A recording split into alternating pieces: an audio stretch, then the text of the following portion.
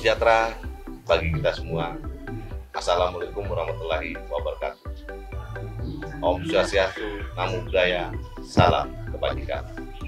Kami atas nama pemerintah Kabupaten Toraja Utara, dalam hal ini saya Josia Rito Kadang selaku Wakil Bupati Kabupaten Toraja Utara, mengucapkan selamat Hari Anti Narkotika Internasional tanggal 26 Juni 2020 dengan tema Hidup 100% di era new normal, sadar, sehat, produktif dan bahagia tanpa narkoba.